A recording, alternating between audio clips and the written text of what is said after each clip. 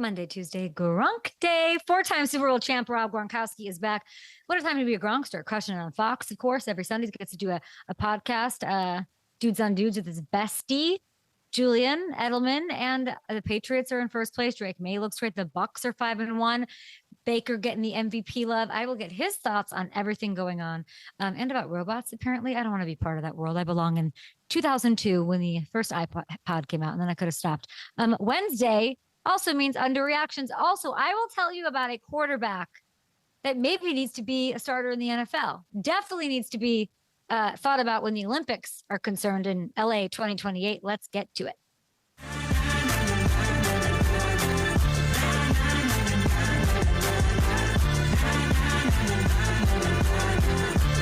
I think Wednesdays are my favorite day on the show.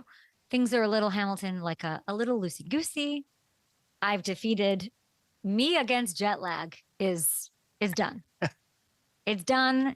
I have David and Goliathed it to the ends of the earth. I'm here in New York City. I got like kicked off my flight, not in like that kind of a way, but like a lot of drums, a lot of whatever. I'm here. I'm excited. And Gronk really brings a great energy. And this is also like a day where we kind of like breathe a little bit, you know? Yeah, we get to really chew on everything that's going on, start looking ahead a little bit to week 7. And you think I'm just going to let you bury that whole getting kicked off your flight thing? We need to talk about this at some point. Really wasn't my fault, but I'm excited to be here in New York for the day. Back in LA tomorrow. And I do want to say and mention, we talked about this a little bit in the break. I'm floored by the amount of tweets, texts, DMs, reach outs from Notre Dame and USC. Trojans marching into Irishland, and they are playing a game on Saturday night. I talked to Big Game. I'm going my first college game in forever, and I might cancel my plans. I just want to know everyone and Linerts people are wanting to send me shoes of things to wear, whatever this is. Whatever. The forecast is. I'm not at a point in my life where I want to be uncomfortable, and I don't care about any of it enough to go when it's raining.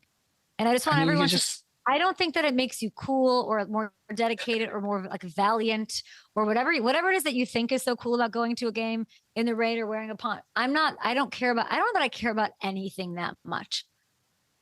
You can't just throw on a poncho and you're fine. It won't be fun. It won't be fun. The only way it's fun is if it's like kind of cool, perfect weather still. You can play bags, you can drink. Sloppy and wet and all of that. It's not the vibe. I won't do it. I won't go. I literally won't go if it gets. I'm very much watching the forecast. So am I being fickle? Yeah. Am I not a gamer? Absolutely not. I'm not interested. I will be in and out of South Bend so quick. No one will even know that I was there. But if I do go and stay, these spots, and like I got the Golix involved. I want to know, I need to know exactly where to go. This place and I will say this before I go on. I am also at a point in my life where waiting in line to get into a bar is not going to happen.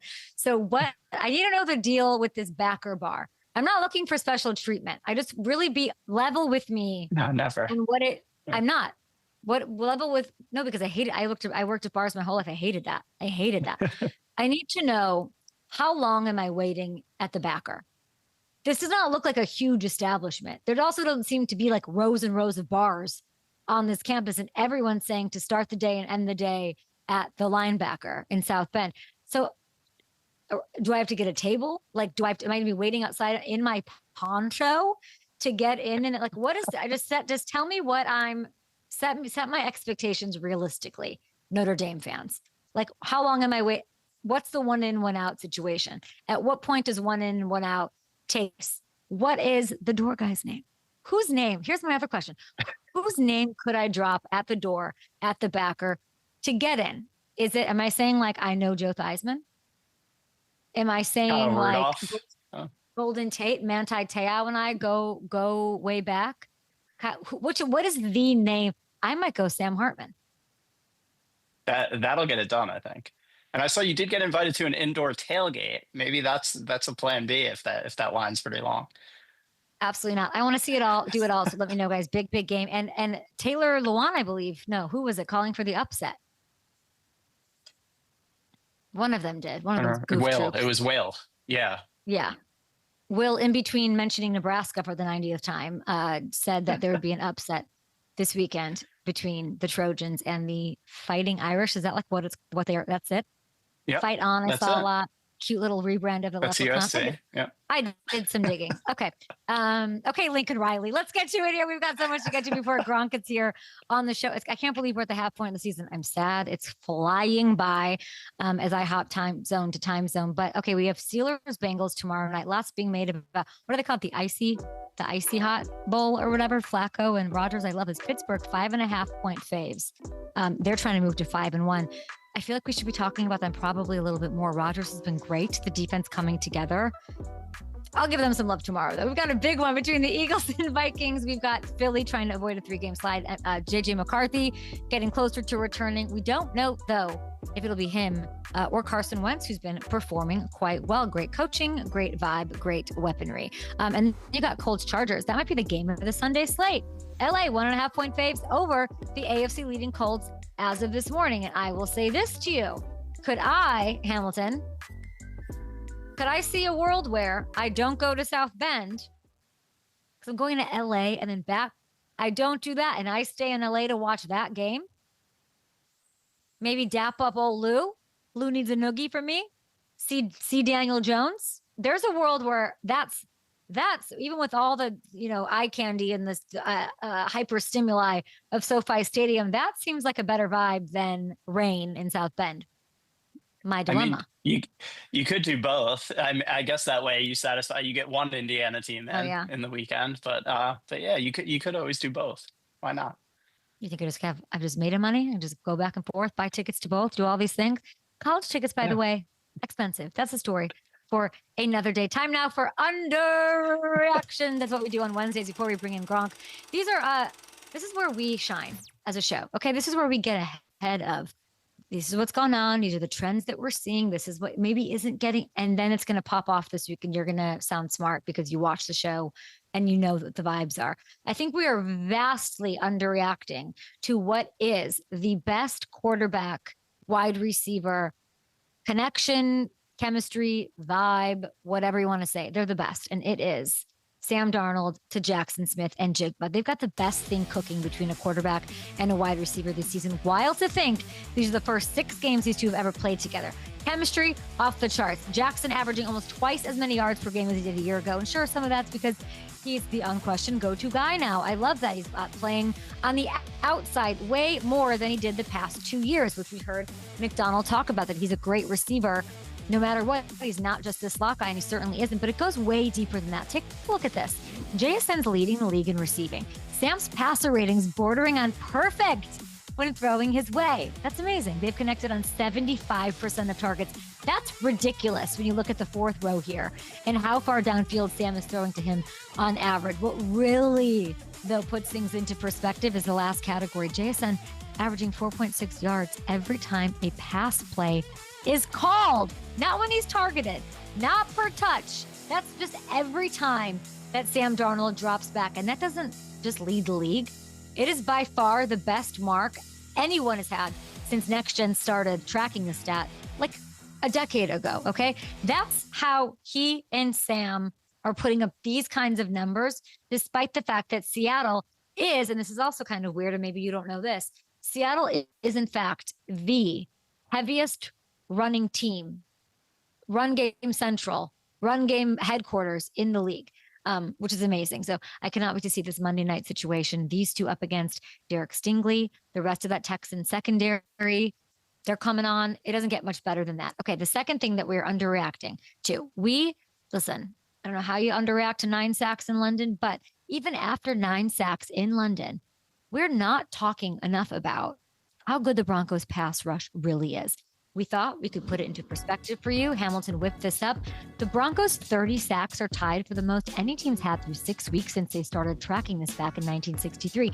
Their average of 5 sacks per game, the highest rate we've seen from anyone over that span as well. It's not just the sacks. Vance Joseph's squad is averaging 10.5 quarterback hits per game. That is the most of any team since they started keeping tabs on quarterback hits 25 years ago. And their third down defense, by the way, one of the best 10 the 10 best of the last 50 years as well. And the coolest part of this, and that was great stuff, Hamilton. The coolest part of this isn't just NFL sack leader Nick Bonito getting it done. These Broncos you're looking at have already had 12 different players record a sack through these first 6 weeks, including 3 DBs. So this is Vance Joseph and Sean Payton dialing it up. The pressure is coming. This was the plan, I think. It's coming from everywhere, and they're really just a nightmare. Quarterbacks hate them. Quarterbacks don't even want to talk about this, I bet. Nobody on offense is loving this. Like, they're making life miserable for quarterbacks, and what a test for Jaxon Dart this week. These punchy rookies going up against Vance Joseph and this nightmare, this hellscape from all angles, not just Bonito. So their pass rush is, obviously we talk about what that means for championship teams. Do I put it, Hamilton, before we move on, can they get Trey? Do they have a, I know they got the stones for it. Is there a world where Trey could make his way here? That makes sense. 0%. They are a little tight when it comes to the cap. They're just only have $6 million worth of space right now, but there are always decimal points. We know Sean, in the past, that's a Mickey Loomis game. That's a Mickey Loomis game. I don't know about Sean hiding the money under the mattress or whatever happens. I mean, George seems to have the stones for it. I don't know, making it work. But that is a Mickey and Sean thing. They don't need him though, right? That's the thing. Yeah, I don't know that they necessarily do. Yeah. So we're deading that storyline. That's not a thing. It's going to be Trey to the Colts then, right? We'll get to that would be really fun. By the way, we're going to get to this tomorrow, Bengals fans. You have a game against the Steelers. We'll dig into it. The season is still very much alive, but there is a certain point with a certain record that you do maybe start thinking about what this future looks like and what you could get back from him for one of these greedy ass AFC teams that might want to step all over each other and get trained what they'd be willing to get back. So there's always room. You can't just say absolutely not. That is not thinking with your head. Okay. That is not thinking with your head. So that's the sort of perspective I was trying to put out there. And also, like, if you didn't want him to, if you didn't want him to go dance with somebody else, you should have given him a long-term deal. That's not wrong. If you don't want to have this discussion, we're only having it because he's very attractive to teams on a one-year situation that want to win a Super Bowl. And he could sort of swing things in their favor in a big day, being as elite as he is. Okay, finally, thanks, Ham. We are underreacting to the fact. Okay, here's what I want to talk about right now. I was in London, as we all know, because I posted about it 90 million times. I was there for the flag football game, the second one that YouTube has done at the NFL. The first one was at Super Bowl. The second one, it was rappers. It was H, who's a London-based, like incredible, my bestie now, who won up against Gunna. Big Falcons fan, whatever. So Ryan Fitzpatrick was H's quarterback. I knew this going in. I was prepped for it. I'm like, oh, it'll be so fun to see Fitzy. My big takeaway I had a couple of them, but my big takeaway from this action on YouTube was that Ryan Fitzpatrick had the time of his life, and he's got to be in the Olympics as a flag quarterback. He just has to be. We are underreacting. I mean, this is happening LA 2028. It was unbelievable. It was a blowout win, first of all. But he comes out, everyone's wearing cleats. Everyone's like really taking it seriously. He's wearing Cole Haan sneakers, like the ones I bought my father that he's worn for like 9 years in a row, and he won't let me buy him a new pair. He's out there. He's so casual. This was the most casual quarterback masterclass I've ever seen. He lofts this one, goal line fade. This is, by the way, ASHLEA KLAM, an absolute star. Look at the celebrations. You're telling me we don't need to see this in the Olympics? He just unloaded beautiful throws. He was coaching up everyone. KLAM had 2 scores in this one. Fitz drops back. I mean, a dot to AJ Green, as we see. And this is, look at this late to unbelievable. He gets one to H, which we love to see as well. He gets in on the act. He doesn't even know. He didn't even hold a football before this game. And then there's this Jay Cinco, also the star MVP of the game, caps things off. The walk-off mid-play is about as good as it gets. He just did not care. And I want to say it was so casual, and he's got so much left to give, and just the aura, the energy of it all. I could not get enough. I could not take my eye off of it. So here is my bid. My campaign is beginning. U.S. Olympic Committee, we need a Cole Haan sponsorship. This is the Cole Haan killer, as we're calling him. That's the legacy, the lore of Ryan Fitzpatrick in London. America needs it. And Hamilton, I will say, I sent you the highlight rip. Your thoughts? I mean, it was a complete and total masterclass, and as you said, it was so casual, it was so nonchalant, and it's just time Yeah. after time after time. It I mean, he's the perfect flag quarterback, and just when you thought there couldn't be any more Ryan Fitzpatrick lore, we get this, and I need to see it in 2028. I'm with you. And then the next morning, I'm sitting with H and Gunna, and I'm like, oh, here's American football. Here are the Broncos and the Jets, and I'm like, Ryan Fitzpatrick outclassed, outshined every person on the field. Like if Yeah. if Ryan Fitzpatrick could go out there and add a little spark, add a little whatever, he just doesn't care. It was so fun. He was cool. He didn't want anything to do with the celebrations. I had to like drag him into the interview after with H, which I loved. But his arm, I was literally hearing the football, like pretty intimate situation, hearing it whiz through the air. And I will say, you think you've seen the last of ASHLEA KLAM. Here's Mike, ASHLEA, we got to get you on my show because this is going to be a star. Of course, nobody's made the Olympic team yet, but an Olympic hopeful. They've got worlds coming up. She was taking me through the next day at the game, the celebration vibe that she was like, she went to Ryan and said like, I want to make a celebration. Let's pull something out of your hat. There's a whole like pulling magic out of the hat thing that she was telling me about between my Guinnesses. So like they had a blast. I'd love to see the two of them both involved in flag in the future. But Ryan Fitzpatrick, like these teams shove this. We're talking about the icy hot bowl here tomorrow between the Bengals and the Steelers. There's not a team that can lure him out, maybe like in between Thursday Night Football, between his podcast with Andrew Whitworth. I'm just saying, I'm not done with Ryan Fitzpatrick on a football field. I'll leave that there. Gronk, I don't know if Gronk's window's open. Who knows? It's always open, always closed. He's going to play with Tom Brady in flag. You guys that was the floor. You guys have to beat Ryan Fitzpatrick's vibes. You and Tom, you're already like in the gym working on it. We'll be back. Easy. It was a treat. I'm with you. That ASHLEA KLAM was the best player on the field. Can you tell me about that? What you really saw?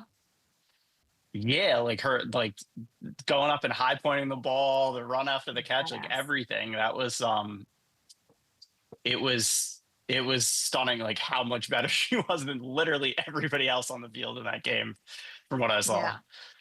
And she's the coolest and the sweetest. And I'm just thinking like LA 2028. I'm here in New York. I'm actually doing like a youth football conference and just like what to balance with youth sports and like how much. I know Greg Olson has the podcast on that. It's like super fascinating, but like when I got to the game on Sunday morning, there was so much hoopla, so much like, what are we going to do here? And what did they do for their pregame? They had 2 women's flag football team, girls flag teams on the field doing that. So flag is here and if they're killing it and the sky's the limit. Very exciting to see. Very cool. I'm really into it. Yeah, it's awesome to watch. And like we talked about too, like our head coach in Rochelle, he also coaches the girls flag team during the spring, and it's growing so much. This is going to be a huge sport and a lot of scholarship opportunities going forward for kids too. It's exciting. Yeah, and like like even when I was back on Good Morning Football, it was me and the Jets worked together to get flag to be a varsity, like a varsity considered like part of the curriculum, part of the activities, part of the sports available, which it did. And now like it's all taking over. So it's really, really fun to see. Not even just flag, but youth sports just fascinates me. Like how much parent injection is too much. What's the most investable space in it? Like look at, and just like what the NFL is doing with flag that other people are seeing, like obviously like Tom and everybody getting involved in that side for the fun of it. YouTube, of course, it's just like getting that younger audience. And you look at even like Paul Rabel, what he's done with lacrosse, bringing it, like making it more accessible. They asked me on this call, like, did you play youth sports? And I was like, was preparing for today. And I was like, no. Like, no, I just did. I don't know. I didn't. I did like the school. I think I played like the park, but is that considered youth sports? Is youth sports like the club? If you're playing like the rec, yeah. I don't know. I did like the free or like the really cheap, whatever that was. But it's just so incredible. I think because I didn't play youth sports or get to because of whatever reasons, like my parents couldn't make it happen, like for whatever. I like appreciate it more watching like Maya, my niece, do it. Like she'll be on a Sunday. She's got 7 games and just seeing like the confidence that she has after a day like that. It doesn't drain her. It doesn't like. I wish I had been more involved, but now I can click-clack around a stage and talk about it, which is great. The old world tight end, the 6'7" freak. You can call me the GOAT. Rob Gronkowski. Touchdown! Oh my goodness. Go. Holy guacamole. The greatest of all time, yo, they call me the GOAT. Does Cam Scatterbo call him the GOAT? That's the question. 4-time Super Bowl champ, future Hall of Famer, studio analyst for Fox NFL Sunday. Rob Gronkowski, Cam, in your DMs, dudes on dudes, what happened? Yes, he was. But I can tell you this, he's calling my school the greatest school of all time, the University of Arizona. He went to Arizona State, okay? He would never say that, but I'm going to say that for him. But Cam's DMing us, talking garbage. I'm a big fan of his. I love the way that he plays the game of football. He just plays, you know, how it should be played, and that's why everyone's loving him, and that's why he's getting all this attention that he deserves, and he's also balling out there on the field. Who do you want to see slide into dude on dudes DMs this week? All right. As a, you know, dudes on dudes podcaster, co-host, are we talking NFL player here? Or could it be anyone? Who'd you, I mean, clearly your DMs are ripe for the picking. Who's sliding in your DMs? Well, we have a social media guy that actually runs through the DMs of dudes on dudes. I don't even have access to the account, which I shall, so I can check out the DMs. But I would say, Jameis Winston would be pretty cool. You know, he interviewed me last year at the Super Bowl, and it was such a great interview. So to have Jameis Winston DM us and give us a tidbit of something or a nugget and just talk a little garbage to us would be, you know, pretty cool. He needs to come on the show. I mean, absolutely. Dudes on Dudes podcast, new episodes every Thursday on YouTube. Life's pretty good if you're a Gronk. All your teams are doing well. The Pats first place in the AFC. That's so insane. Is that not insane? The Pats in first place in the AFC East, Gronk. It's really insane. I mean, the Buffalo Bills, they fell off the last 2 weeks and now puts the Patriots in first place, especially after beating them on Sunday Night Football. So they got that advantage with the heads-up game that they played versus them and taking them down. But I called it at the beginning of the year that the Patriots were going to be a playoff team this year. And then they kind of frustrated me a little bit with that week 1 loss versus, you know, the Las Vegas Raiders, and they bounced back tremendously from that. That's why you just can't judge these NFL teams within the first weeks, because they're just trying to find their identity. They're figuring out who they are. They got to mesh together. But the way the Patriots are playing now, it is fabulous. I mean, Patriot fans are through the roof right now. On social media, they're loving, you know, what they're bringing to the table. Everyone's loving Drake May. There's no doubt the Patriots got their QB of the future as well, which is huge. I went back and looked. You were talking about the Patriots making a big move before the trade deadline. You've been saying that since like the summer. We're 3 weeks away. It's the countdown to the deadline. Who should they go after? Yes, I feel like their skill players right now are stepping up big time, but they just need that one playmaker that's super explosive. Stephon Diggs is getting healthier every week, and he's becoming that guy as well. There was some BS, you know, pass interference calls on him last week where there were some explosive downfield plays where he caught it, but it got called back, and that's what we're going to need to see more out of him if the Patriots really want to take it to the next step. But if they make a trade for a wide receiver out there, maybe a running back, you know, a dark horse would be Breece Hall from the New York Jets. I'm just throwing names out there. Maybe a wide receiver like Chris Olave from New Orleans. I see that. I hear that. Yes. I keep hearing that, Chris Olave. Yes. So someone like that, I mean, another dark horse that everyone's been talking about, A.J. Brown, obviously, but that's been news for a long time now going to the Patriots since he's such a big Patriots fan as well. And you saw that when he got Julian's jersey and Tom jersey in the offseason. So a wide receiver, big-time player. I'm not talking just trade for, you know, a slightly average guy. They got to make a splash if they do make the trade, and they can't overpay either. It just has to be fair. I think my favorite there would be A.J. Brown. I think A.J. Brown and Braves reuniting. There's a lot of love there. That would be my pick. What you gave me 12 names. Who's the one that you think they should add? Because they're in charge of the division. They could make some noise here. Yes, and I'm pretty sure the Patriots still have a lot of room in the salary cap this year, correct? I think they're the #1 team with like $60 million. Harrison, is it Hamilton or I know Mayo didn't spend that money, but what's going on? What's their money situation? I knew it was Hamilton. Harrison. Hey, Patriots #1 in the salary cap right now still? Salarycap.com. Yup, they have the most space, $54.6 million. The Cowboys are second with $31 million right now. Wow. So there's a lot of room right there that they can play with. So they can make a trade for a wide receiver that's a veteran already, that's on a big time contract as well, or they can make a trade for, the guy from maybe possibly Garrett Wilson as well from the Jets. Ooh. I mean, he's on a rookie deal, and then you can give him a big deal. They got a lot of room, possibly. I'm just throwing names out there, Kay. Just He's throwing in no man's possibilities land. out there. No, you're good because you're looking at the teams that are in that mood to say, like, we're going to sell. Hamilton, what are the odds for the Patriots to make the playoffs, win the East, all those things? Do you have any of those things? Their odds, I got them. As our FanDuel Also, family's Jets fans would have a complete meltdown if they traded Garrett Wilson to the Patriots, more than they're having already. That's true. The Patriots look are at that smile on Gronk's face. He's right. He's right.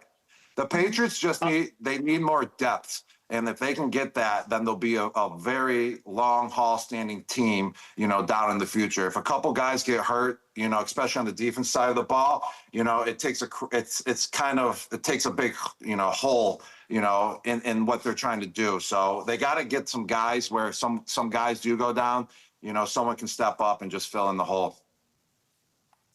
Yeah. So Patriots are minus 165 to make the playoffs right now, plus 185 to win the division, which got a little shorter this morning. They're closing in day by day on the Bills. A little winds of change there, a little breeze of change on the FanDuel Sportsbook. Thanks, Hamilton Harrison. I will get back to you with Prop Shot, or just stick around because you might have to pop on here again.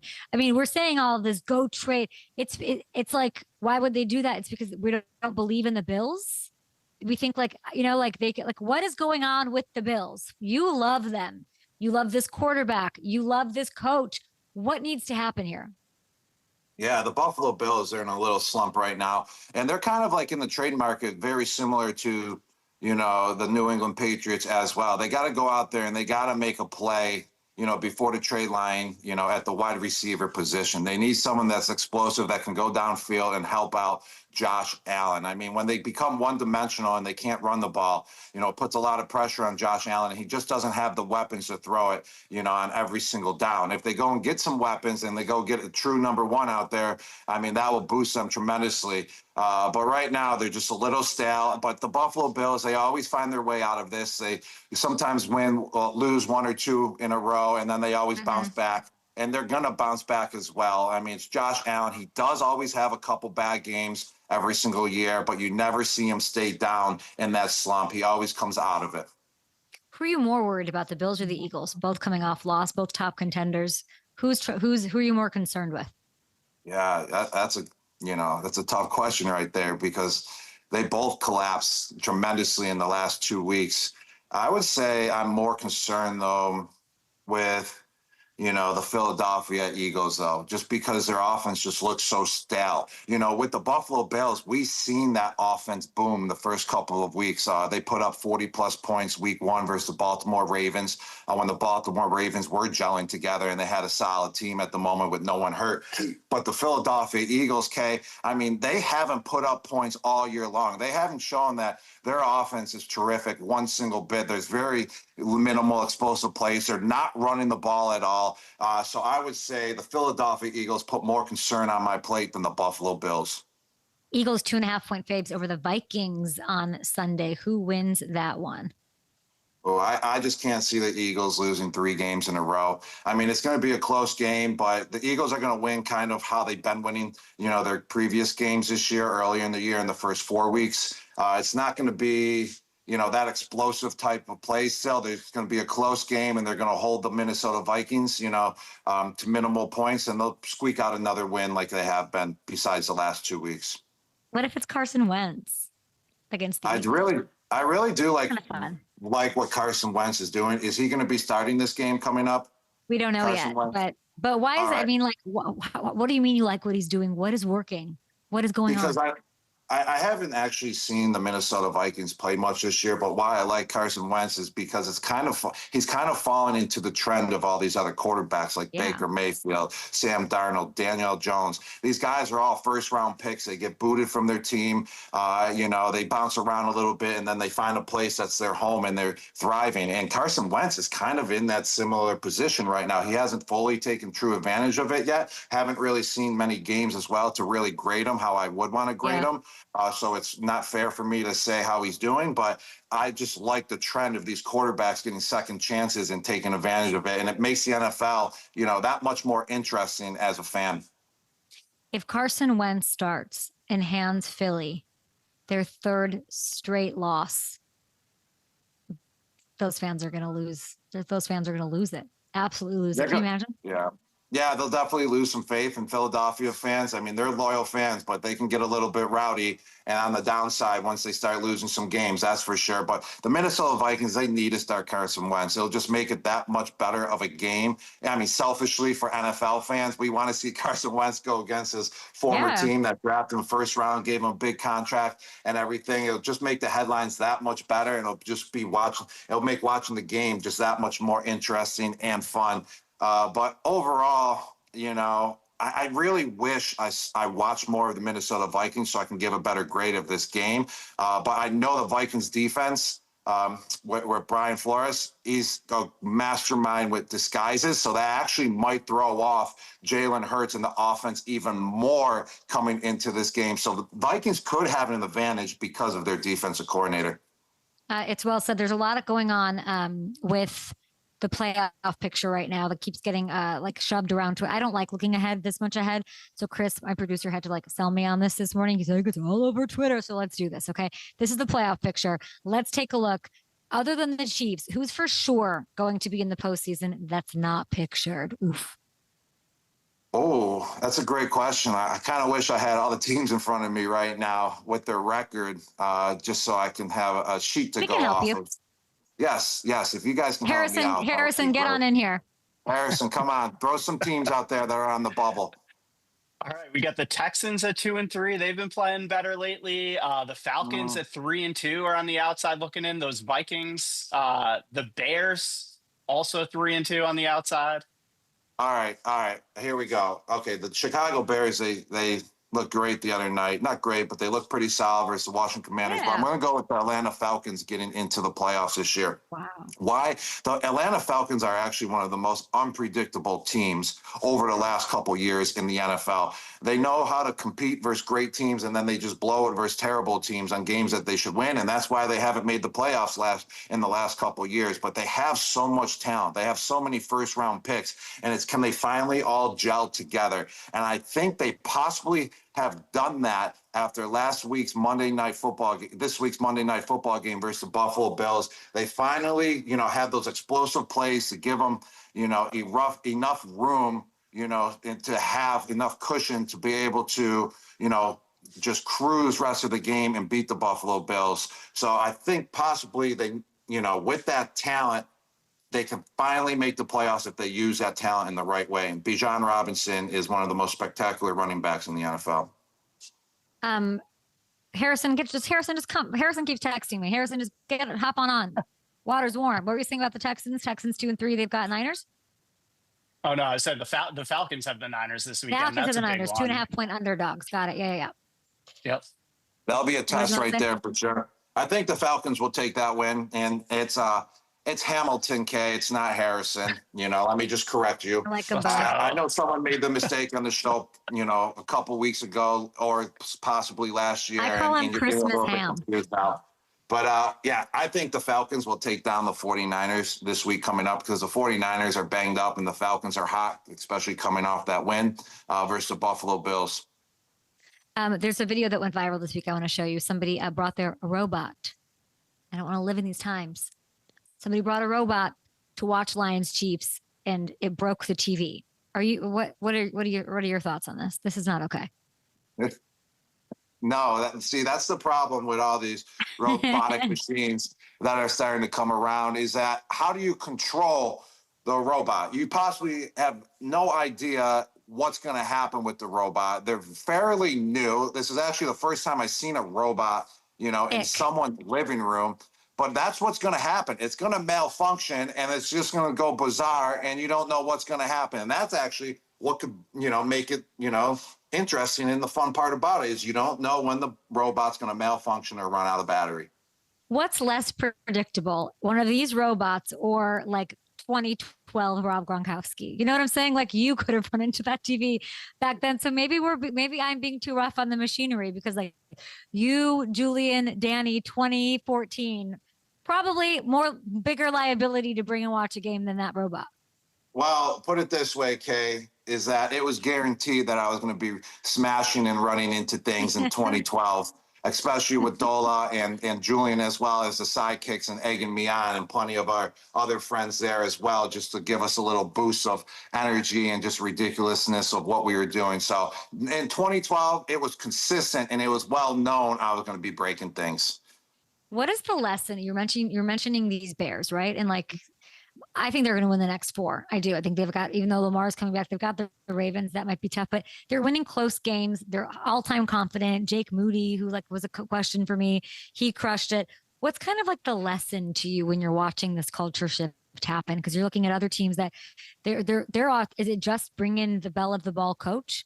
Is it just that? Because he could not have been a good coach. He could have just been a good coordinator. I mean, there's this like Josh McDaniels-y thing here too. Like Joe Brady, do these teams like that need a coach go grab the hot shot offensive coordinator? Like what is the lesson and what we're seeing kind of like brick by brick, slow pace evolve with this Bears team?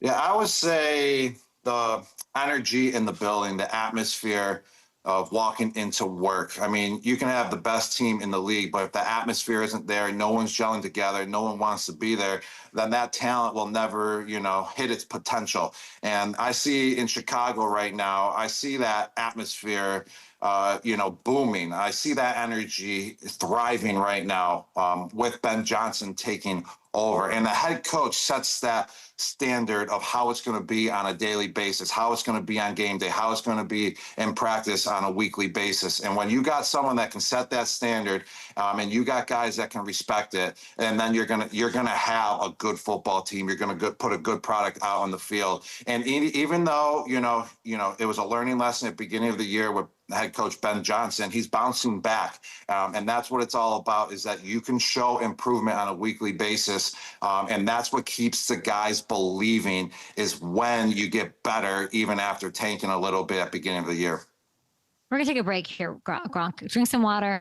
Have a good time. We're going to come back with Prop Push Shot. Of course, maybe we'll hit some other topics, try to swing for the fences, make some news with you on a Wednesday. Appreciate you, Gronk. We'll be right back.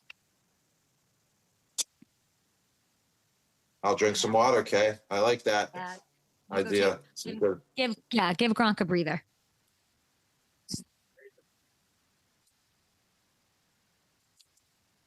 Where are we on time, Richard? If we just do Prop a Shot and we're done, how can that work? I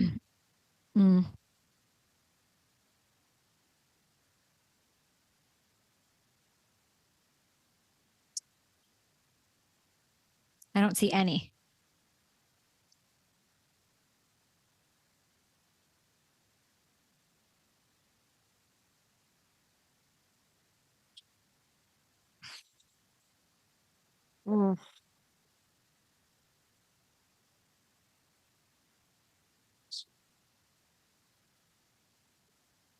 Yeah. Let's do Prop a Shot out of this. Okay. We'll have that ready. That's the score change this week at the top. What was that, Kay? I couldn't hear you. It's Cowboys Commanders is on Fox, right? It is. Fun. Yeah, that's going to be a good one. Both of them kind of desperately need that one with the way these last couple of weeks have gone.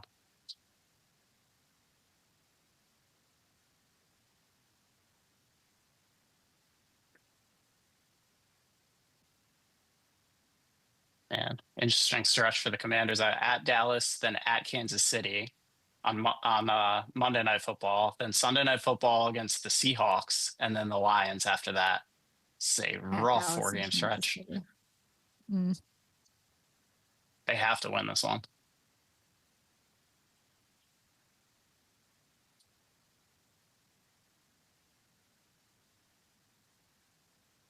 That D block, how long can that be? Just that's super short, huh? Super shorty. Yeah, it's a shorter thing. Okay.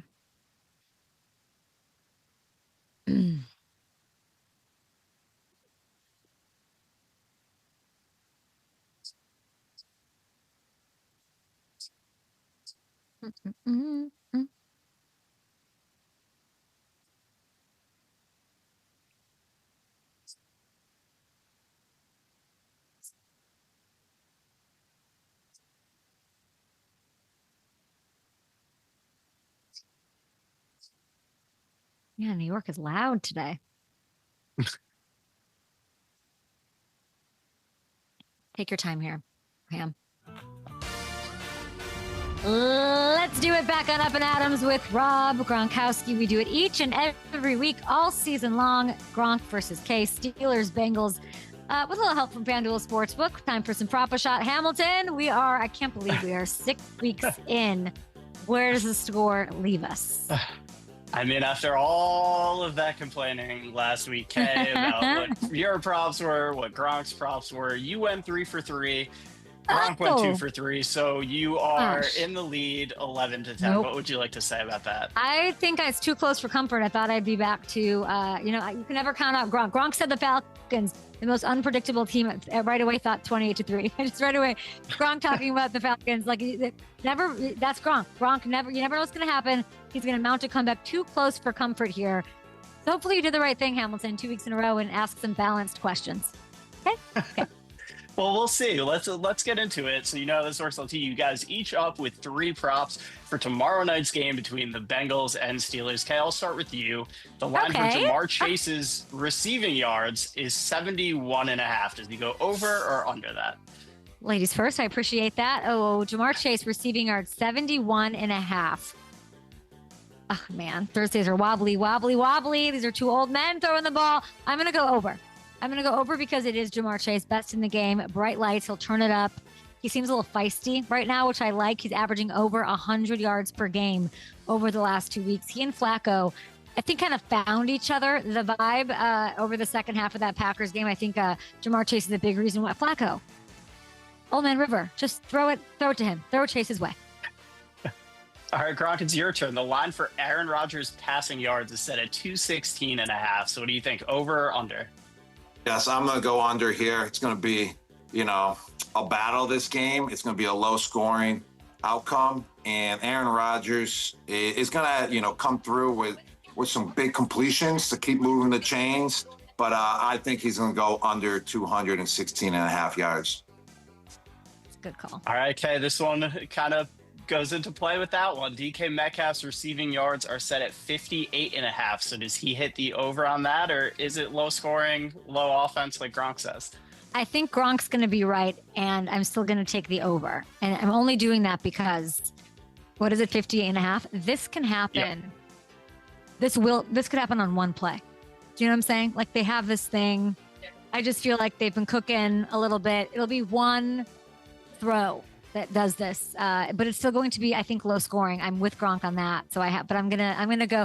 I got to make up ground here and zig and zag. I'm gonna go over because it'll be on 1 or 2 plays if this happens. All right, Gronk, back to you on the Bengals side. The T. Higgins line for receiving yards 45.5. Does he go over or under that? I'm going under. If anyone has a huge game, it's Ja'Marr Chase. He's my favorite wide receiver in the game. I like Kay's pick with him going over on his yardage. And if someone's going to ball out with Joe Flacco, it's just Ja'Marr Chase. It's just hands down, just unbelievable talent. And the way he can burst and just get open by 5 to 10 yards on deep balls is just ridiculous. All right, okay. One anytime touchdown scorer for the Bengals in this one. I feel like Gronk and I are really vibing on this one. I feel like we're on the same team. We're being very nice to each other with an 11-10 overall score. I don't like it. So I will ride his. Yeah, I know you don't. I will ride Gronk's wave here, and I'm going to say Ja'Marr Chase. I'm going to say Ja'Marr Chase has an anytime touchdown score. Sure, there's quarterback stuff and there's O-line stuff, but it's plus 145. I just want people to think about that. He has scored 3 times in the last 2 weeks, even with all that drama. Plus 145 is kind of cute. She's cute right now on FanDuel Sportsbook. So there you go. I do think this is a strategy from Gronk. I think he's lulling you into a false sense of security so that he could storm back and take this lead. But Gronk won anytime touchdown score for the Steelers in this one.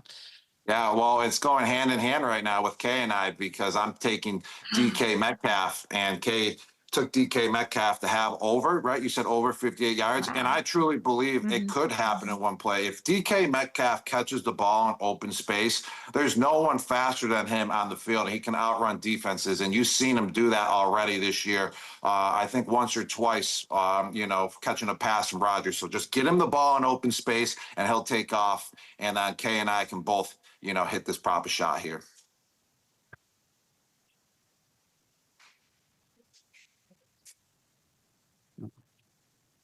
Oh no, Kay froze. Kay froze. She's just so shocked that, I'm just kind of stealing her proper shot bets. Here we go. All right, we'll hit the recap here. Kay is going with Ja'Marr Chase over 71.5 receiving yards, DK Metcalf over 58.5 receiving yards, and a Ja'Marr Chase touchdown. Gronk, what were your picks?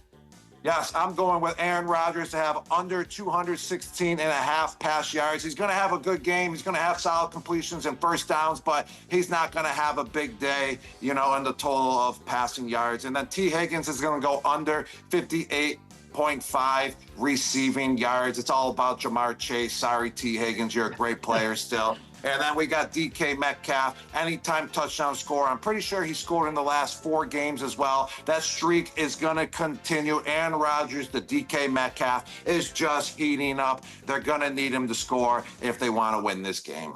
All right, Gronk, thank you as always for everything. I guess this is our show now. Going forward, Kay froze. She bailed out, so this is our show now. She's freezing just like she's gonna freeze in proper shot this week. She's going down. She's going 0 for 3 somehow. I'm gonna go 3 for 3, even though we kind of have the same picks. But this ain't the Kay show no more. This is the Hamilton and Gronk show. We're taking over. Everybody tune in. Sorry, Kay, you're booted. Woo! Let's go. Thank you, Gronk. We got 20 more minutes. Let's go, Hamilton. What you got let's do it. All right. This is I got great. something for you. The Eagles are beat up this. on the offensive line. That's also why they're struggling a little bit. There's a nugget. I want to show you this, Gronk. I don't know if you saw this. So Shiloh Sanders, Shador's brother, dressed up as Shador. Oh, I hear Kay's voice. Is she back? Is she back? I heard everything. You don't have a I show heard no everything. That's Hamilton's. I literally sent Hamilton a text like, "You're so natural. Hop on whenever you want." And then look at this. Now he's taking my show. Yeah. Go ahead. Can you Hamilton, mute yourself? We're trying to talk here. Yeah. 100%. I would be happy to. Go for it, kid. Set it up. All right, Gronk, Hamilton, ask your question before I take off. Let's go. So Shiloh Sanders, Shador's brother, was out and about pretending to be Shador and signing autographs for people. I want to know, have any of your brothers ever pretended to be you and pulled off something like this? Oh my gosh, that's classic. I thought that was Shador the whole time until you just explained to me that Shiloh. I'm not lying. I mean, he can look just like him when he dresses up like that. But yes, one time, here we go. That's a great question. My brother, Dan Gronkowski, he has the same mannerisms as me. He actually played on the Patriots for about 6 games. In 2011, that season. We look just like each other. We're about the same size. He's 4 years older than me, played tight end as well. But we were here at Gillette Stadium at a monster event, and they wanted me to get into the monster kind of race car monster truck that actually can do tricks and has a powerful engine. It does donuts. And this was right before the season, and it was going down at Monster Jam. So my brother dressed up like he was me, and then went out there in the car, waved to all the fans, and started giggling like I do, and started doing all the mannerisms and all the, the actions and the way I move my body. And it was classic. It was hysterical because only we knew, only my dad and I knew that it was my brother and 2 other people, with the monster team. He got out of the truck, started giggling, and then the guy on the microphone didn't know, went right up, goes, "Take off your helmet. Let's do a little interview." Ask him questions. He ran full speed back into the truck, put the helmet back on me. I put his jacket on, ran back out, took the helmet off, and did an interview like it was me in the car doing all the donuts. We got to love find that. this You footage also, somewhere. yeah, you guys did that. Harrison, we've talked enough. Okay. Hey, Hamilton K's back. Look at I gotta this. go. It's not the Hamilton and Grant show anymore. I'll see Gronk, you we guys appreciate later. you. You're the best. I appreciate Absolutely. you guys as Good. well. Yeah. Good luck on Fox. We've got the Cowboys and the Commanders for your viewing pleasure. Yes. Did we recap Hamilton, the Proper Shop picks? Maybe we should do that. Do we have Yes, we did. Let's do that. Okay, I'd like to recap it so I can just have the voiceover of that. Can we do that? Let's recap the Proper Shop picks. Okay, so Gronk, so appreciative of his time. Of course, he's got so much going on. Here are my picks for tomorrow's game between Aaron Rodgers and Joe Flacco in the year 2025 of our Lord. Jamar Chase over 71.5 receiving yards. DK Metcalf over 58.5 receiving yards. Jamar Chase is my anytime touchdown score. And by the way, I really like that one at plus 145 for those of you who dabble. And Gronk's TNF picks.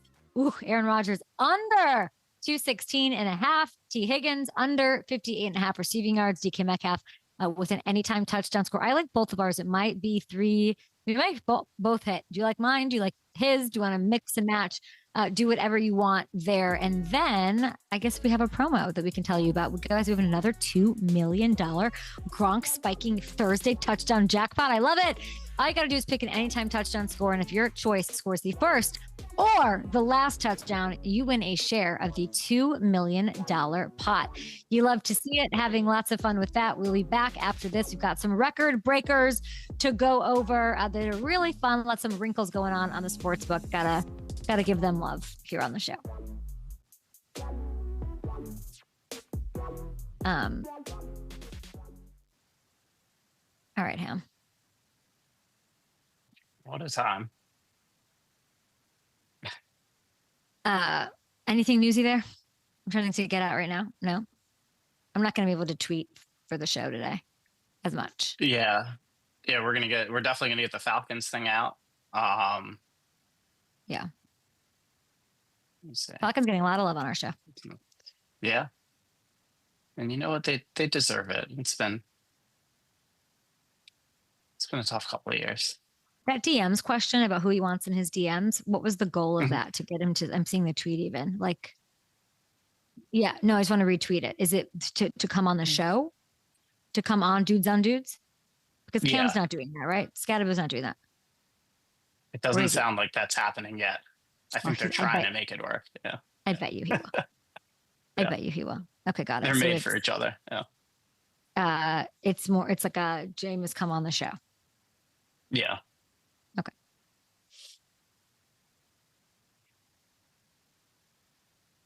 Okay, got it. And then the Broncos, what's like what can fly there? Can you help me? Yeah. It was that board, right? Yeah, like they're making history.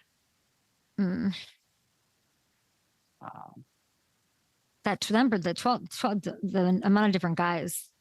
You have some sick pup stuff going on. That Falcons late night tweet was crazy. While I was looking for the Broncos stuff, I know. I was like, I stumbled my eyes on were this, barely open. Sitting in the back of the bus. I was like, you're absolutely insane. Yeah. The Broncos defense. It was 12 different guys? Yeah. Okay, got it. Those are the only 2 tweets up right now, but got them. This would be a good place to like fly in tweets, even saying where I should go at Notre Dame. That would be fun. You said there's a decent chance Gronk had been, huh? I don't know. I think so. Like a place that's that big. You know, just like who's? I think just like program. the whose name I should drop at the door at the linebacker would have been good engagement. I think potentially I could retweet that. Actually, I can't, not now, but never mind. That could go out though. We should put that out. Yeah, that'll be fun. I think my whole rain take should go out, and I should just get killed about it. Sounds great. All right, big thanks to 4-time Super Bowl champion Rob Gronkowski for joining the show. Big thanks to the Bussin' with the Boys guys. They come on because of FanDuel. They come on because they're part of the FanDuel family. So I appreciate our individual teams and our marketing team and everyone involved in making those things happen. When Kevin Durant pops on the show, it's always fun, and they're like killing it with popping on and joining us for a little bit. So big thanks to them. Speaking of FanDuel Sportsbook, there's a new little wrinkle added to the old book this week. You can now place bets for certain players to break NFL records this year. We love this. We're the sick pups. This is for sick pups on FanDuel Sportsbook only that love this nitty gritty. There are specials for JSN to break Calvin's receiving yards record. There's a special for Jonathan Taylor to break Eric Dickerson's rushing record. You can take CMC or Bijan to break CJ2K's scrimmage yards record as well. I'm going to take some credit for this because we've been trying to get the overlords to add odds for a 2,000-yard receiver. And they did say in response that they might put up some odds to break records instead. So have we had a hand in this? Absolutely. So when you're having fun and getting stuff that you can't get anywhere else on FanDuel Sportsbook, you know who the difference maker is, okay? We are the overlords, little tentacle to you. That's what I really think. I think Hamilton, we just had a great call yesterday. We're like, can we do like a Q&A where we get the good FanDuel customers questions for the overlords in terms of why things change or why whatever? The Emeka Ibuka thing is a great example of that. I feel like, why did he lose odds in the Offensive Rookie of the Year? Because of the injury, because of that.